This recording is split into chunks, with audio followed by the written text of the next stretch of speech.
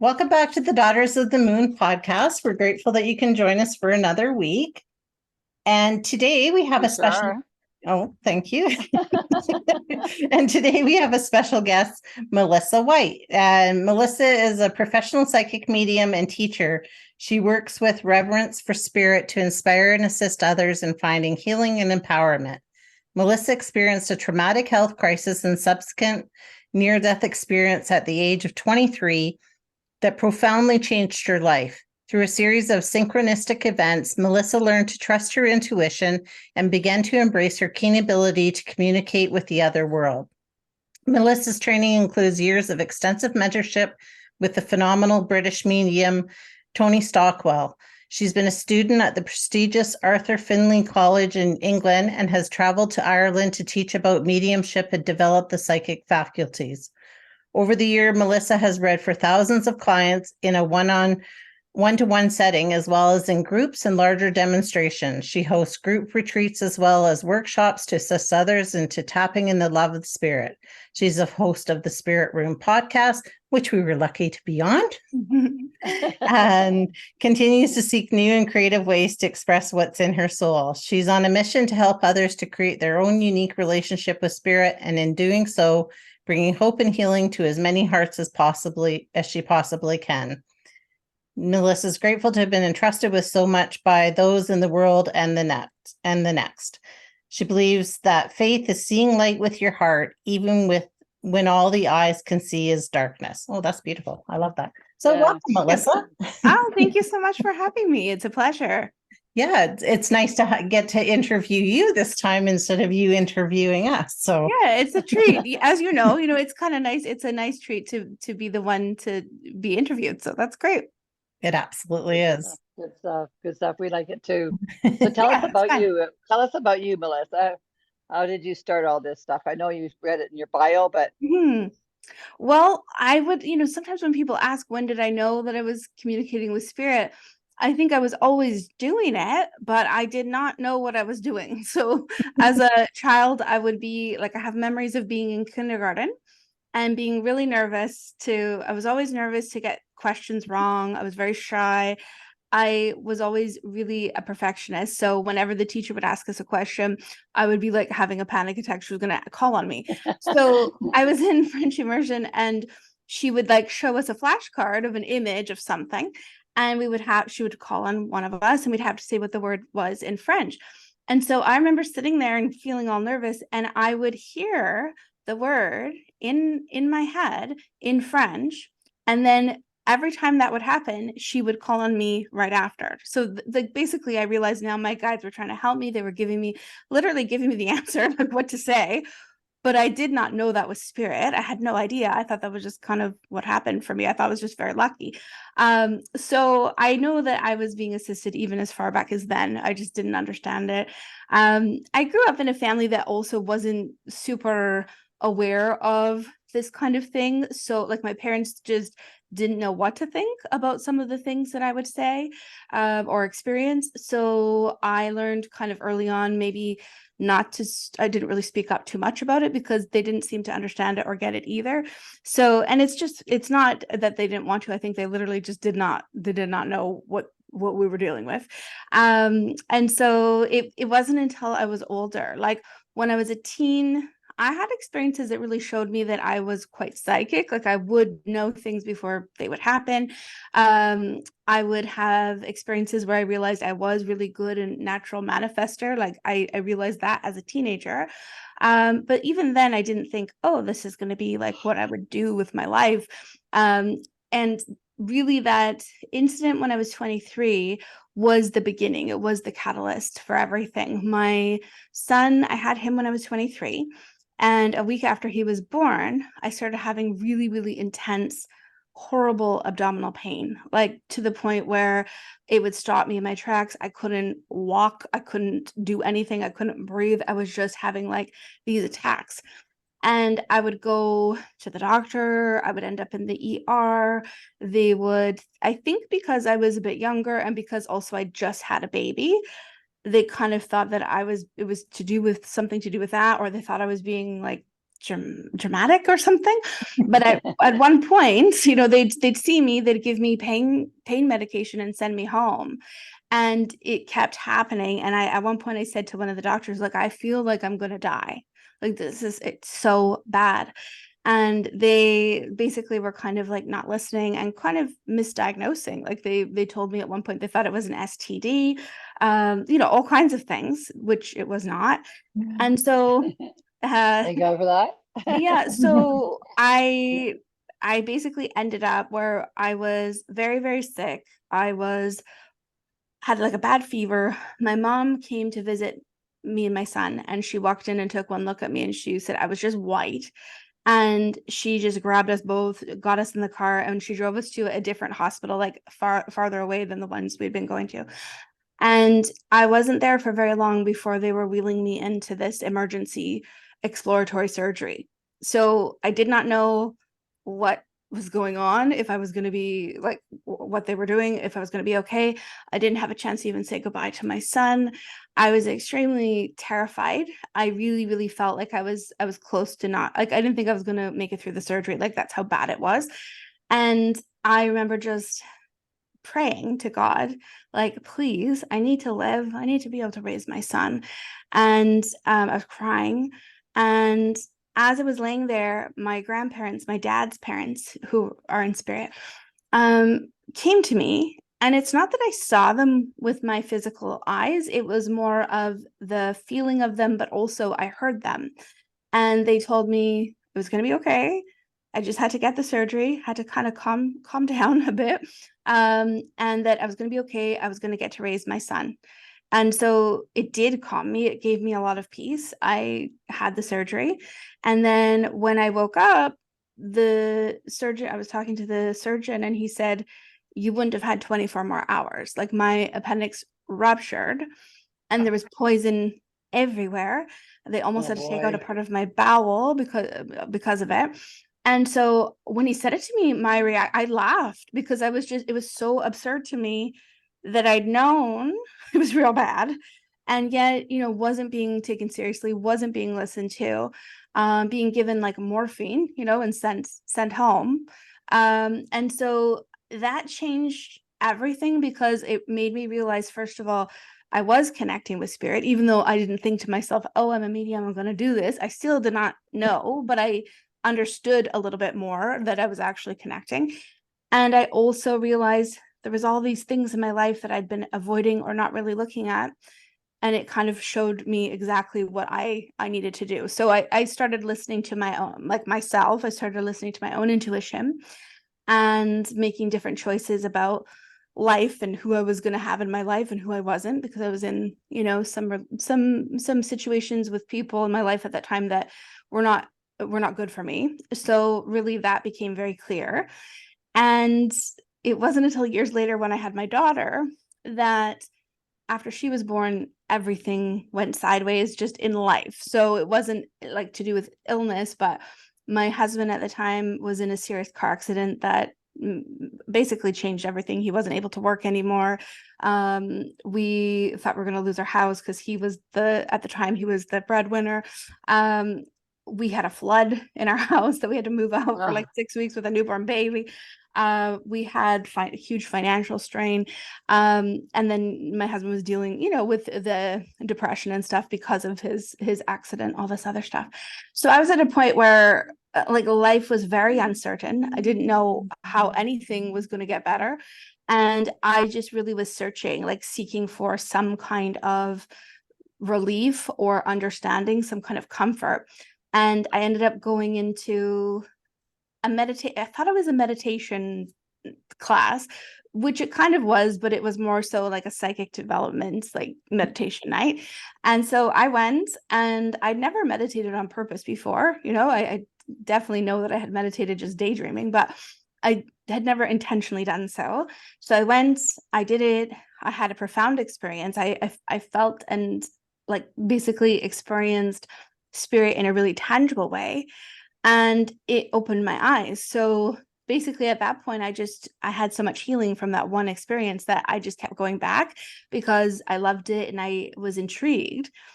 And I went every week. We did some meditation. We also did some mediumship exercises and psychic development.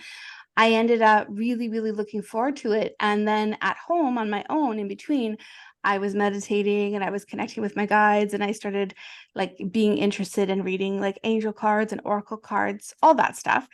And after a while of going and doing all the exercises, people in that class just naturally started to ask me if I would read like for their mom or their sister, like outside of class.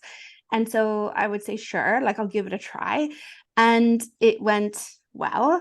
And within about a month of doing that, like just saying yes to those few people, I had enough referrals, enough people wanting to book that it was basically like it was like a full-time job for myself, which Beautiful.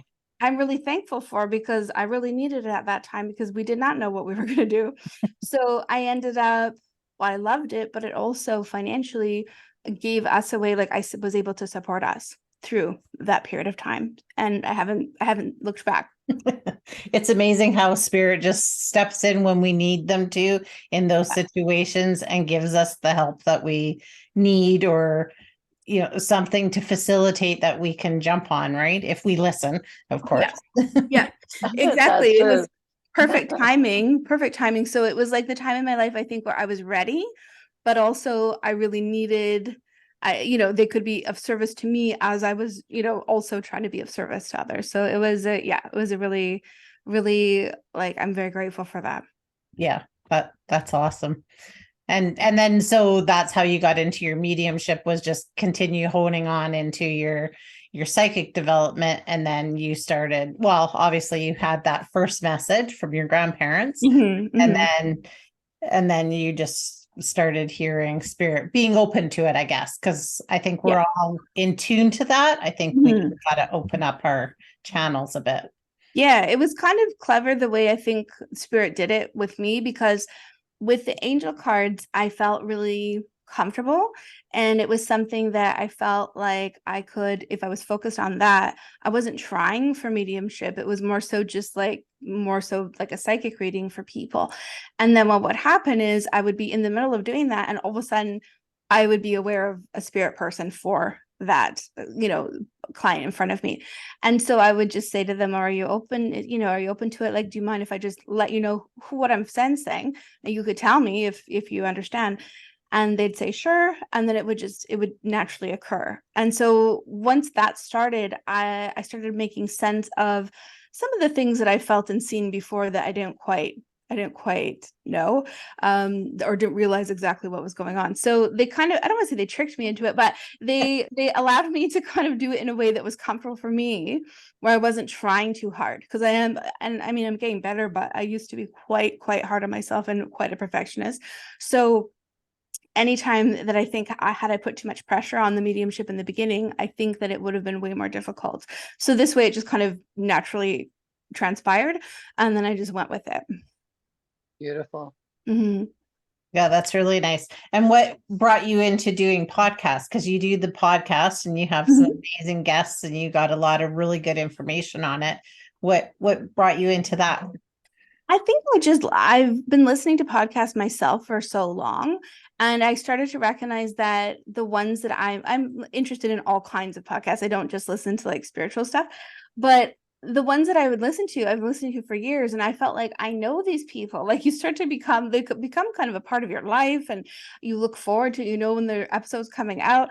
And so I just thought, I do have a unique insight, like we all do. We all have something to say, and I just thought it would be a wonderful way to maybe reach some people that maybe I wouldn't normally reach. And then also it's a bit of a creative endeavor. It's something that's a little bit different energy than the readings, and a different energy than the teaching. It's just something a bit more creative. Yeah. Yeah, we love it, and we kind of really almost fell into it by accident, as you know. It was sort of a whim, and then and now it's just become such a passion that it's I think I love it myself, and I think I can speak for Mom, is like we love it because you get to meet all these amazing people, right? And share stories and share different ideas that a lot of times we walk away from the podcast. I don't know if you feel that way, but we walk away after doing an interview with somebody and we're like, hey, all these things trigger for you Yeah. of different thoughts and, oh, I should be following down that path or looking more into that. That's That's so true. That's so true. And it's wonderful to connect with other people who are essentially, it's the same intention. It's the same thing. We all might do it a little bit, express it in a different way, but we're all doing, the same work at the end of the day. So it's wonderful to also feel like a connection with people, that are maybe somewhere else in, their part of the world, but also in the same, kind of situation. Yeah, absolutely.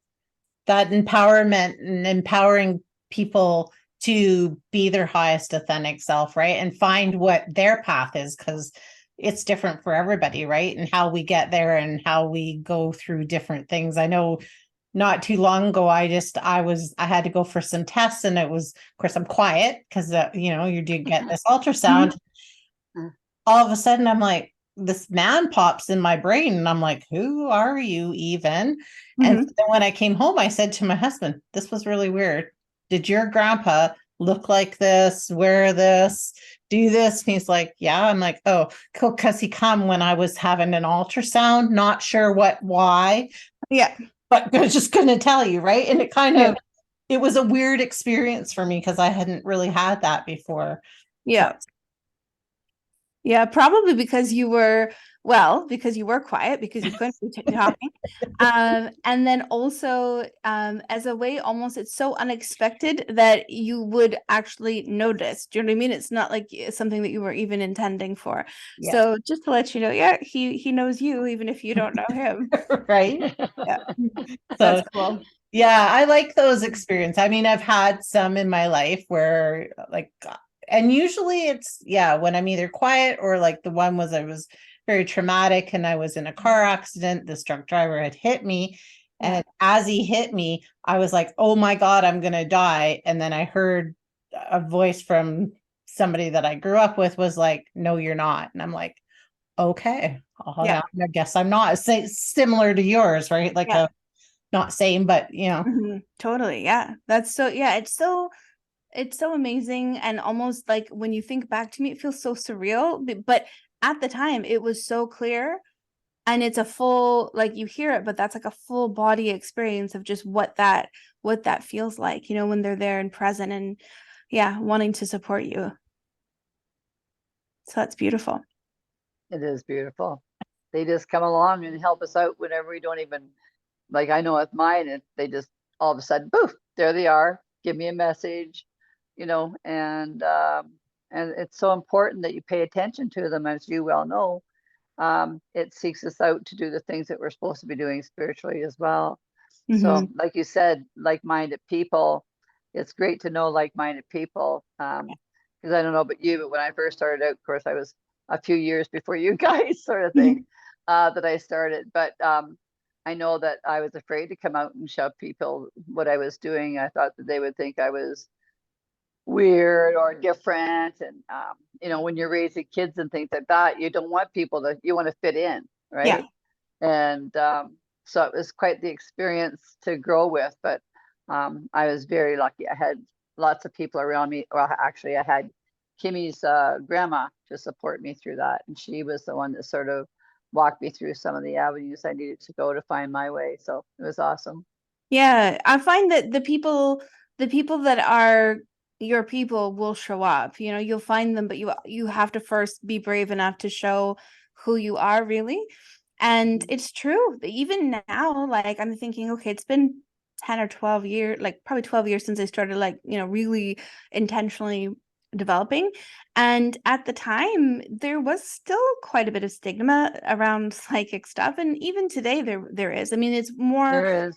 it's more well known, and I think like media and stuff and TV has helped in some regards. In other ways, I think they haven't done us any favors, but it's sort of both, both. True. True. But people know, at least now, if you say you're a medium, most people know what that means. Or, if you say you're psychic, I feel like it's interesting with the word psychic, because people, I feel like, there's some weird connotations that come up with psychic. So it's hard, but I think it's better now, at least, than it was maybe before, but you still encounter Oh, yeah. people who have a real misconception around like what it actually is or what we actually do. So Yeah, I find that like if you tell somebody that you're psychic, for myself, it's like you're saying, oh, so I can't come by you because you're going to read my mind. Well, first of all, that's like that's a terrible thing because that's against your free will. So yeah. no. Mm-hmm. And I think that's one of the connotations that people do have, right? Is that Yeah. now all of a sudden you're going to be tapping into them and they don't, I mean, it's ignorance because they don't understand Mm-hmm. it, Yeah, and I guess totally. it's our job to teach them. Mhm. Well, it's that, and I think too, either when I tell people, when somebody asks me, I'll get one of two responses. Either they're like super excited and super intrigued, or they're looking at me like I'm like a lunatic. Like it's one or the other. There's no Yeah. real like middle ground. And I find it, yeah, it's interesting. People do think that, yeah, you're gonna be like reading their mind, or they worry like, yeah, they worry about, are you going to tell them all kinds of information, like all kinds of crazy stuff that they didn't ask for? And it's like, no, we're not going to do that. Like, I think, there's all kinds of fears that people have around that, or they just think that you're not of sound mind. Like they think Right. that you believe that you have an ability, but you must be like, not Crazy. Yeah. okay if you believe that. So, or or in the worst case scenario, they're thinking that you're like a con artist. Like that is what some people believe, no matter who you are, what you do, what your work is within anything spiritual, psychic, mediumship, Reiki healing, whatever. They think anyone who does that and claims that that's, they're doing something, they think that that's the case. So you do encounter like a lot of preconceived ideas. And Yeah. it's true. And I know over the years with me, people come to me that have gone to see a psychic medium or whatever, and come to me and said, "Oh, I have to pay them all this money, or else they're going to take this spell away." And I'd say, "Oh my God, like, wow, no, it doesn't Yeah. go that way. It doesn't work that way." But for those ones there, it's a shame because they give us that really do enjoy what we do, and we do it with the very best of intentions. Yeah, Can give us a little bit of a bad rub too, right? And it definitely. shouldn't. It shouldn't. Oh, definitely. I find for me, like a lot of the times what the hardest part is not the actual readings, it's not the actual work. It's the educating people on what it is and what it isn't, or even just getting them to relax enough, or to just have an open enough mind and heart, just to let's see what happens, to give it even a chance. And so I'm never wanting to convince anyone. Like I will say that oftentimes, because I do so many groups and I've done so many group readings now I realize that like anytime someone wants to, and it's different if they're coming in with genuine like questions, but anytime someone wants to be like disrespectful about like because of what I do or what I'm offering, or test me in a way that's like disrespectful, any of that stuff, I always just will say, look, I'm not trying to convince anybody of anything. So like you can have the experience that you want. You could, if you want to relax and just be open and let's see what happens, that's great, because that's how we're going to be able to get to probably what you want to receive and what you actually want this to, how you want this to go. But I'm not willing to really have to fight anyone to do my work, anymore. It's like I feel like that's kind of not a good use of my energy. So I'm not into like having to convince anyone anything. It's like the work will speak for itself. And just my only ask is that they would just approach it with an open mind. That's it. Yeah. And that's Exactly. do you think I heard this, and I mean I'm don't do mediumship, so I don't know, but so if you do a group reading for a bunch of people and someone comes through with a message or a symbolism that you're picking up, would you say that sometimes that's meant for more than just one person? Oh, well, often I think what can happen is spirit's very intelligent, very clever in how they orchestrate it. So I'll find sometimes that people who have spirits, like say there's like two people sitting beside each other that they don't know each other, but they've come to this group. And it's happened so many times where they will have like similar people in spirit. And so they'll end up where, yeah, one will come through, but it's quite possible that, yes, more than one person could take something from or could understand the message or, what they're offering. But I think, yeah, it's always very clear, like, who's coming through for who, but for sure, there's lots of times when spirit will use what they can in order to reach the most people that they possibly can, and for it to be helpful. So even if you went and say, like, there's 10 people in a group or something, and 9 out of the 10 people get the connection with spirit, and maybe one person does not for whatever reason, that one person though still benefits from experiencing everyone else's connections, the way that spirit has worked for them, the information that comes through, some of the messages and all of that. They can receive a ton of healing from that too. Yeah. I would agree with that. I just thought it was interesting after I'd heard it, because we had been to a medium the one day, and she started talking about a man had come through and he had all this sports memorabilia and all of this different stuff. And I remember when it happened, we both thought, oh, that's our uncle, mom's brother, right? And then the more she went on, we're like, oh no, that's not the right person for us. And then after I heard that, I thought, oh, maybe it really was him just saying hi, getting his little piece in there that he could get just through that we would recognize that. And I thought that's beautiful if you can, more people than just one can get a message, is what I thought. Totally. That's right. Yeah, definitely. Yeah. I mean, the whole thing with spirit is the trust factor, right? So the more we trust them, and as mediums get out of the way so that we're not trying to control it, because of course, human nature. And then also the sitter also cannot be trying to control it, because the more the humans get involved, it's just like it becomes so much more difficult. If we are just able to trust spirit, that they know exactly what they're doing, they know exactly when to bring the information, what to show us. It's us as the medium, like as the medium, we're the ones that might misinterpret something or might misunderstand something. They're never giving us incorrect information. So it's just about like having that trust. To me, I feel like they're the best friend you could really ask for, because they support me. They're literally always wanting to bring like the best, whatever is going to be best for me, whatever's going to be best for the sitter. That's what they're trying to do, right? So I think like just knowing that there's so many times where I've had experiences where I've doubted, or I've been like, I don't know why I'm saying this. Like, I feel I don't even know what this means, but yet I'll say it, and I am shown constantly that they have a reason for it, and that they're so much able than I think like as us as the mediums than we ever will be. Like they've got it all figured out as far as how to communicate. So yeah, I trust them. Yep. You have to trust them, or you wouldn't be doing what you do, right? Yeah. Trust is 100% of what they are about. Yeah. Yeah. Yeah, that's so true. I know sometimes with me, when they give me a message though, because my spirit guides sometimes swear with me. And sometimes they give me a message though, and I might go, really? You really want me to do that? And they're there because we need them at the time, and they want to show what they need to show to that person as well. So it's beautiful. Yeah.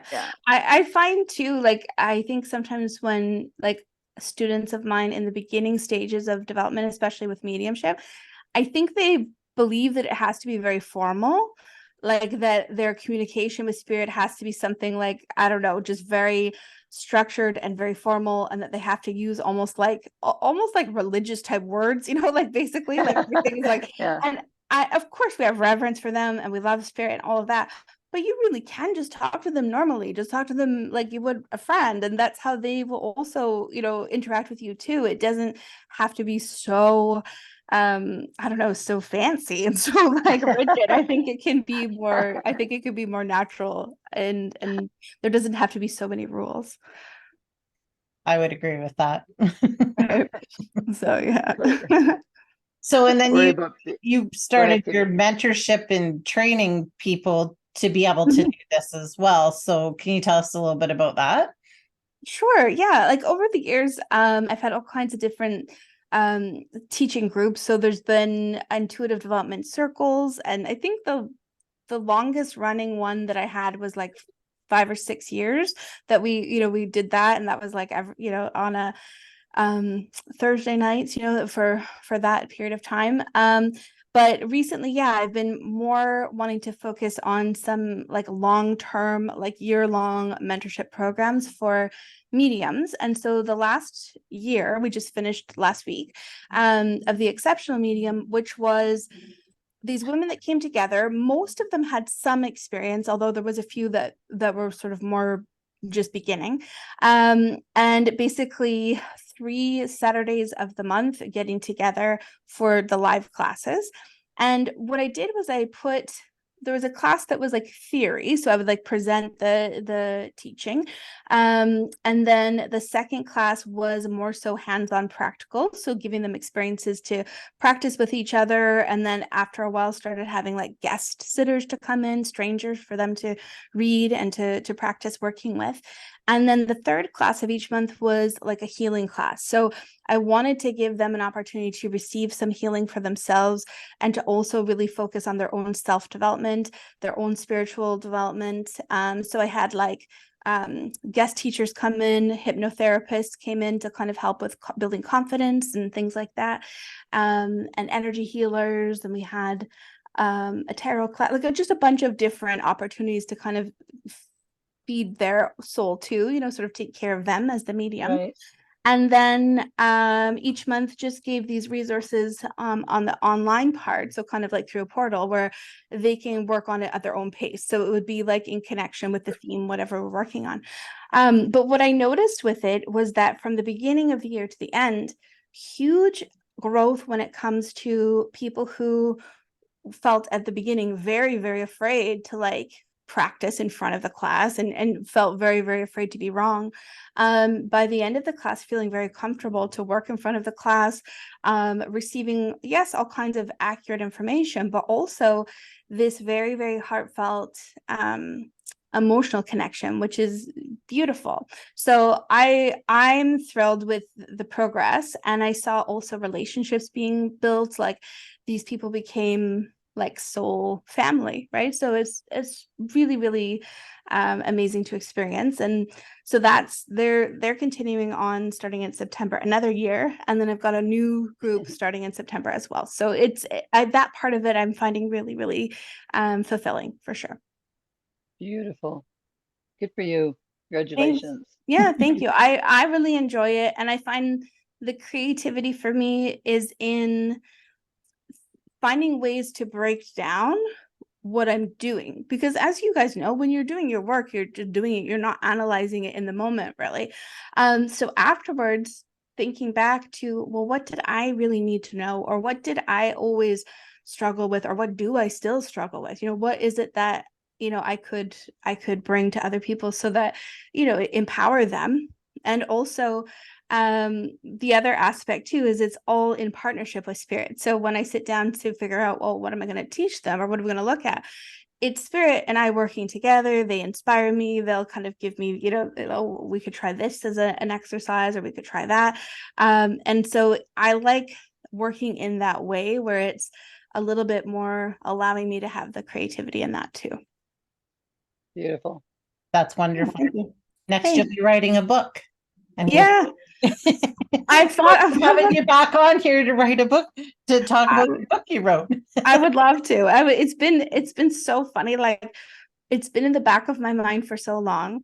And Me then too. I'll talk to people, right? I'll talk to someone and be like, oh yeah, you should write a book. And students will practice in class. And sometimes my people in spirit will come through, right? Just to have, like, I have an aunt in spirit who was a teacher in life. So oftentimes when I'm teaching, she comes through and tries to help the students. And not too long ago, a student was like, yeah, when are you writing your book? And then a client in a group, and she was like, by the way, I think you should write a book. I'm like, okay, I get it. I know Spirit's really, really telling me this. So yeah, I got to get Okay. on. Well, I'm just gonna add on with You the solidified it. Yeah. It's good confirmation. yeah, I love when you get those synchronicities and those confirmations, and you're like, okay, I get it. I'm Yes. listening. Give me a break. I'm trying. Yes. Yeah. Did you have a question? Who, me? Yes.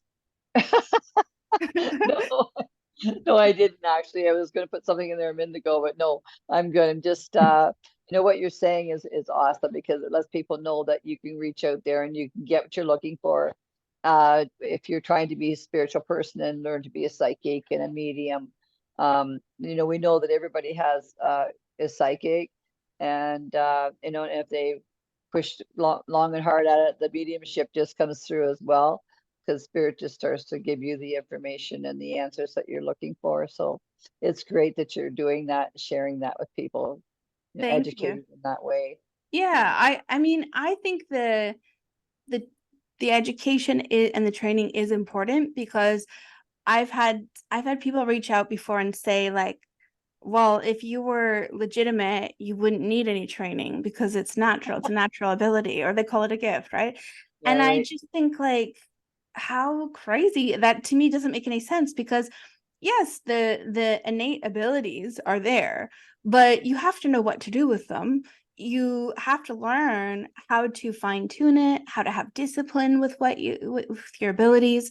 I don't call it a gift, because I feel like it's more of an ability. And I also think I've worked hard and done a lot of practice to hone it. So to say it's a gift is almost taking, like, someone said to me before, oh, you're so lucky, like, I wish that I had your ability, or your gift or something.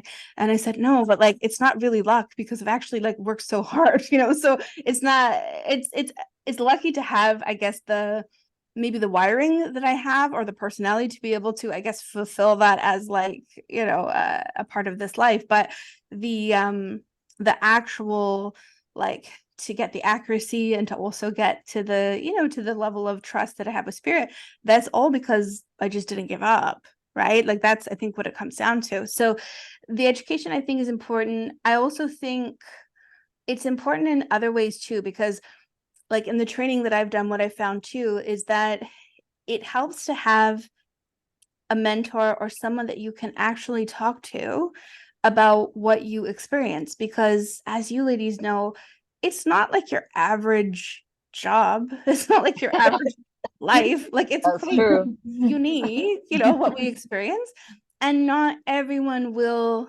understand, and not everyone will have had similar encounters, with people, here and in spirit. So I always just think, like, that in itself, to just know that you're not in it alone and just have that support, I think, is also really, really important. Yeah. People don't realize that we have to hone our skills too, Yeah. that we're always going after. We want to know, we want to be the best we can be, as like anybody else with a job, right? It's Yeah. not, like you said, it's not quite the normal job, but you still want to be the best you can be, because Yeah. you want to give it to the people that you're working with, right? So Yeah. yeah, I totally agree with what you're saying there.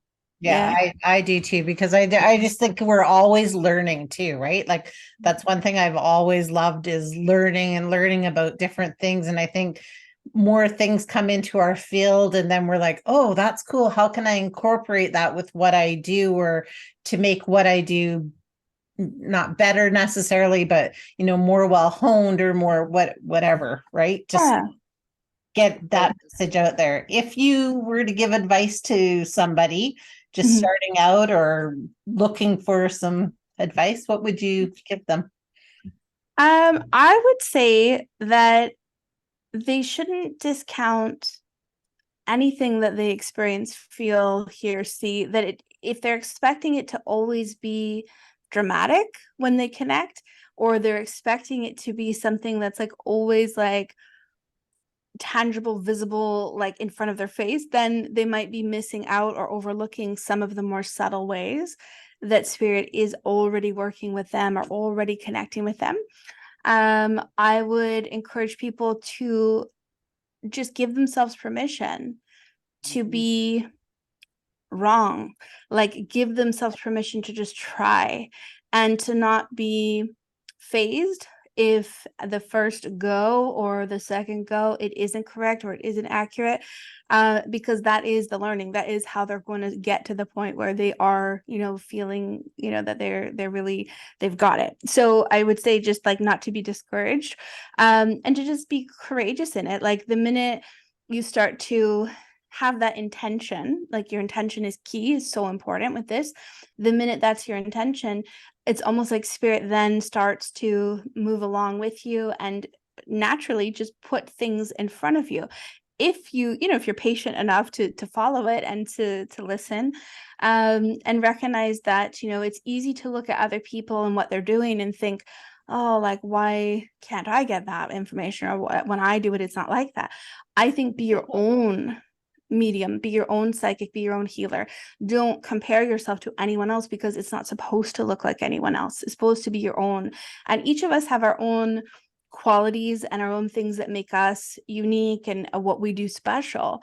But it's important that we all have different qualities because not everybody can be everyone's cup of tea anyway, So That's right. That's I think right. In any celebrating, profession. yes, celebrating if there's something that makes you different or something that you feel like, oh, isn't the same as everyone else, then celebrate that and recognize that's a beautiful thing.